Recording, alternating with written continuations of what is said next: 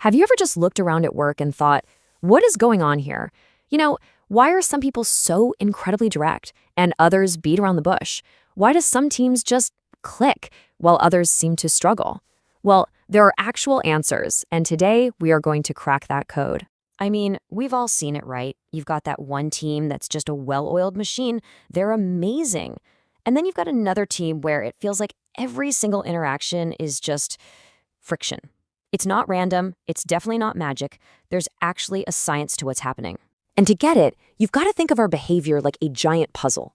It's made up of all these different pieces, and to really see the full picture, you need to know what those pieces are, and more importantly, how they all snap together. So here's the first big piece of that puzzle. We just don't act in a vacuum. Our behaviors are almost always a reaction to the world around us. So if you really want to get why someone does what they do, you can't just look at them. You have to look at the stage they're standing on, the workplace itself. And what exactly is that stage? Well, it's set by something incredibly powerful, but it's often totally invisible. And that thing is the organizational culture. This is maybe the biggest piece of the puzzle we're going to talk about. The easiest way to think about culture is that it's the unwritten rule book for your company. It's that vibe, the way we do things around here. You know, it's not going to be in any employee handbook. It's just in the air. It guides everything, from how we handle a crisis to how we celebrate a win. So, what's the point of it? Well, a good culture does three huge things. First, it makes people feel like they belong, like they're part of the tribe. Second, it gives everyone a kind of shared playbook for how to tackle problems. And third, and this one is so important, it creates a sense of safety, which helps calm down all that anxiety that naturally comes with a fast-paced job. Okay, so we've got the big environment, the culture. Now let's zoom in, from the team to the individual person. Because have you ever noticed how two people can be in the exact same meeting, see the exact same thing happen, and walk away with two completely different stories? Well, this quote right here just nails why that happens. See, our perception, it's not objective reality. It's filtered through this massive personal database of everything we've ever lived through.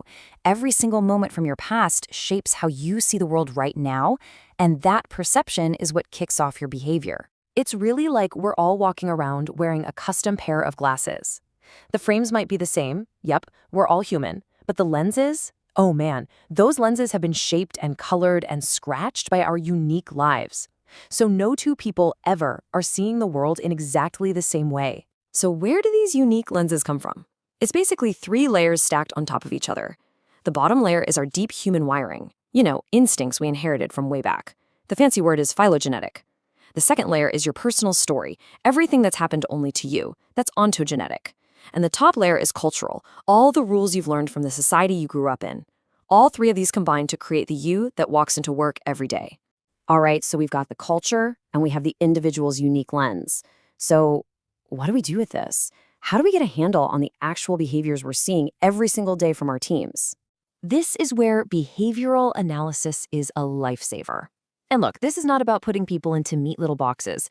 It's about spotting predictable patterns, because when we see the patterns, we can communicate better, manage people more effectively, and start building those incredible, high-performing teams we all dream about. And one of the simplest, most powerful tools for spotting these patterns is a framework called DISC. And there's a good reason this thing has been around for decades. It just plain works. So DISC breaks behavior down into four main styles. You have D for dominance. These are your drivers. They're focused on problems and getting results fast. Then you have I for influence. These folks are all about people and communication. They're your natural persuaders. S is for stability. They care about a steady pace and making sure everyone gets along. They're the anchors of the team. And finally, C is for conformity. These are your analysts, focused on rules, accuracy, and getting it right. I bet you're already picturing people on your team, aren't you? Okay, so we have the big picture culture, the individual's personal lens, and these observable behavioral profiles. Let's snap all these pieces of the puzzle together and see the final picture. I love this analogy because it makes it all so clear. Think of your workplace like a play. The company culture, that sets the stage. Your personal perception, all those unique experiences you've had, that's the script you've been given. And your behavioral profile, your DISC style, that's the role you were born to play. And this is why it all matters. Once you can see the stage, read the different scripts, and understand the roles people are playing, everything changes. You stop seeing rando friction and you start seeing predictable patterns. And then you can adapt, communicate better, and build real, honest-to-goodness collaboration. This isn't just a cool theory. It's a practical game plan for a better way to work. So I'm going to leave you with this question.